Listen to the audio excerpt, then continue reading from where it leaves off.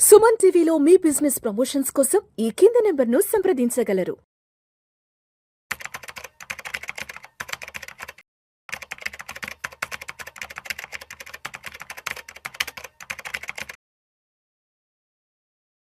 నమస్తే, welcome to Vishnu talks. నేను విష్ణు. ప్రస్తుతం నాతో పాటు certified financial planner doctor Bachchu Anil Kumar గారు ఉన్నారు. సార్తో మాట్లాడదాం. అనిల్ గారు నమస్తే సార్. నమస్తే విష్ణు గారు. Welcome to Vishnu talks. Thank you for inviting అండి. అనిల్ గారు, ఈ వీడియోలో కాస్త సిబిల్ స్కోర్ గురించి కాస్త డీటెయిల్డ్గా మాట్లాడుకుందాం మన ఆడియన్స్ కోసం. సార్, చాలామంది ఈ క్రెడిట్ కార్డ్ బిల్స్ ఆన్ టైంలో పే చేస్తుంటారు. మరికొంతమంది వాళ్ళ పర్సనల్ లోన్స్ కానివ్వండి, బిజినెస్ లోన్స్ కానివ్వండి, లేదంటే హోమ్ లోన్కి సంబంధించిన పేమెంట్స్ డ్యూలు కూడా ఆన్ టైంలో పే చేస్తుంటారు. అయినా కూడా వాళ్ళ సిబిల్ స్కోరు లేదంటే వాళ్ళ క్రెడిట్ స్కోరు ఏమాత్రం పెరగదు, ఎప్పుడు కొంచెం తక్కువే చూపిస్తుంటుంది. ఎందుకు ఆన్ టైంలో మనం అన్ని పేమెంట్స్ సరిగ్గా చేస్తున్నా కూడా మన సిబిల్ స్కోర్ పెరగదు? ఎటువంటి రీజన్స్ దాని వెనుకున్నాయంటారు? చాలా రిలవెంట్. అంటే చాలా మంది అడుగుతూ ఉంటారు, సార్ నేను అన్ని కడతా ఉన్నాను బట్ నా సిబిల్ స్కోర్ పెరగట్లేదు అని. క్వైట్ కామన్ అనమాట. సో అంటే అందరికీ అనిపించేది దీనికి ఇదేదో ర్యాండమ్గా కాదు, దీనికి కారణాలు స్ట్రాంగ్ రీజన్స్ ఉన్నాయి యాక్చువల్లీ. ఆ రీజన్స్ ఒక్కటి చూసుకుంటే ఏంటంటే, first thing credit utilisation ratio అంటాం, సియుఆర్. ఈ సియుఆర్ వచ్చేసి ఐడియల్గా మీకు 30% ఉండాలి. అంటే మీకు లెట్సే ఒక క్రెడిట్ కార్డు ఉందనుకోండి, ఆర్ మీరు మొత్తానికి మీరు లోన్ తీసుకునే కెపాసిటీ 40 లక్షలు ఉంటే 30%, 12 లక్షల కన్నా తక్కువ లోన్ ఉంటే ఏంటంటే మీ క్రెడిట్ రేటింగ్ స్కోర్ అనేది బెటర్గా ఉంటుంది.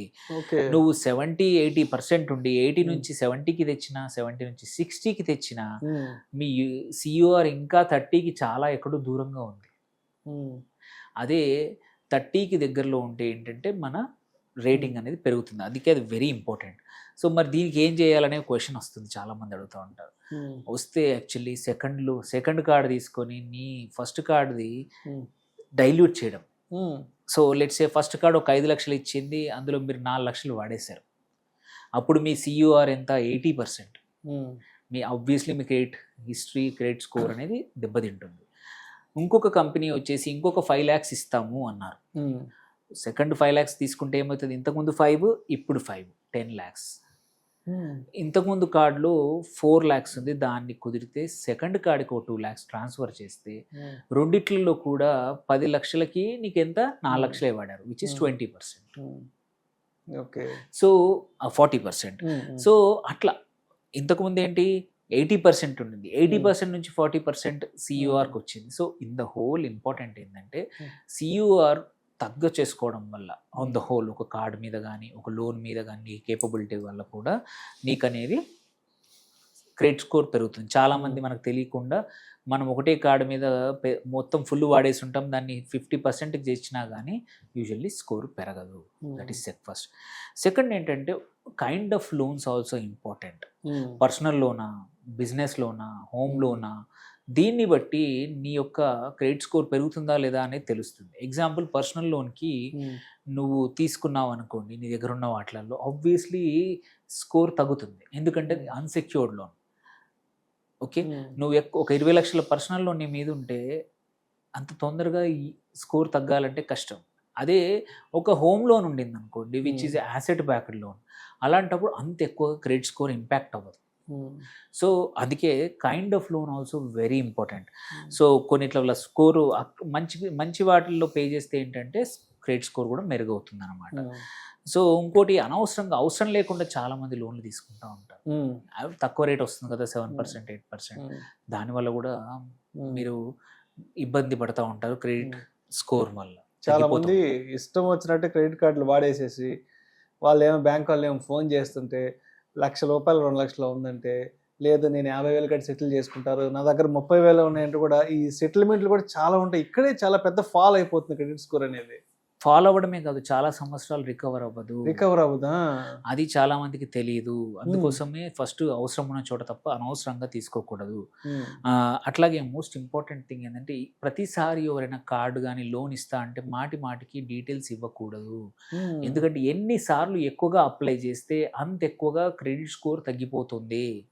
మీకు కాన్ఫిడెంట్గా, మీకు నిజంగానే అవసరం ఉంటే తప్ప అప్లై చేయకూడదు. Too many applications, enquiries compulsory credit స్కోర్ని ఇంపాక్ట్ చేస్తాయి. లోన్ తీసుకోకున్నా పర్లేదు, బట్ అసలు తీసుకోకుండా ఉంటే ఈ గొడవ ఏ గోల లేదు. బట్ నువ్వు 10 సార్లు 10 ఛాన్స్ చోట్ల దగ్గరల్లా లోన్ తీసుకున్నావు అంటే అప్లై చేసినా చాలు, ఆ, నువ్వు తీసుకోకుండా అప్లై చేసినా పోయినట్టే. అంటే ఇక్కడ మన ఫైనాన్షియల్ డిసిప్లిన్ మీద అది చాలా ఇంపాక్ట్ పడుతుంది. ఇష్టం వచ్చినట్లు అంటే లోన్లు ఇస్తున్నారు కానీ తీసుకుంటూ పోయావంటే తప్పకుండా. సో అందుకే తక్కువ సమయంలో ఎక్కువ దరఖాస్తులు నింపద్దు. ఎప్పుడు దొరికితే ఎవరు ఇస్తా అంటే వాళ్ళు తీసుకోవద్దు.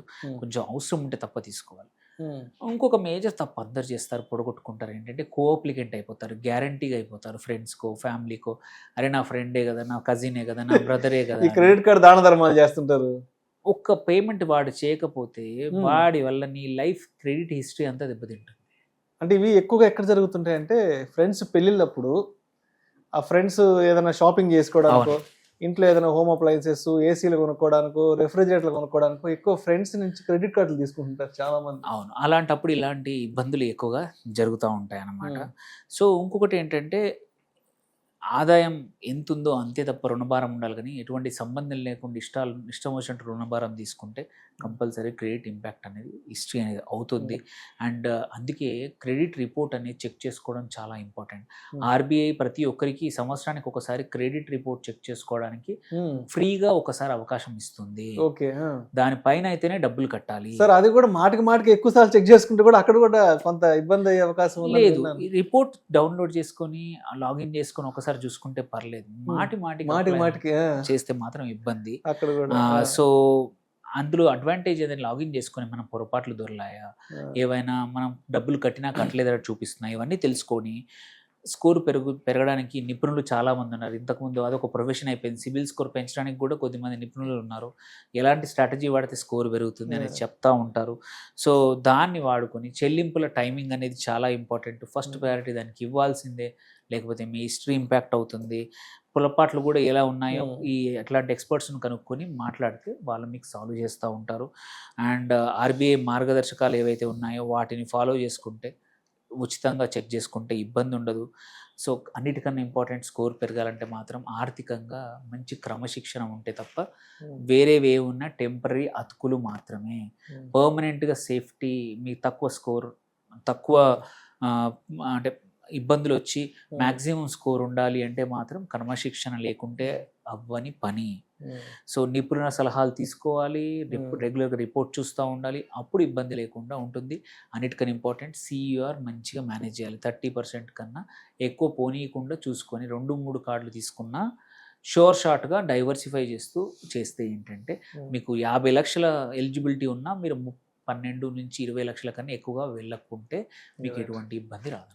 సో మొత్తానికి సిబిల్ స్కోరు లేదంటే క్రెడిట్ స్కోర్ అనేది మన ఫైనాన్షియల్ డిసిప్లిన్, మన యొక్క ఆర్థిక నడవడిక గురించి అండ్ డబ్బు పట్ల మనకున్నటువంటి పర్సెప్షన్ గురించి తెలియచేసే ఒక రిపోర్ట్ కార్డు.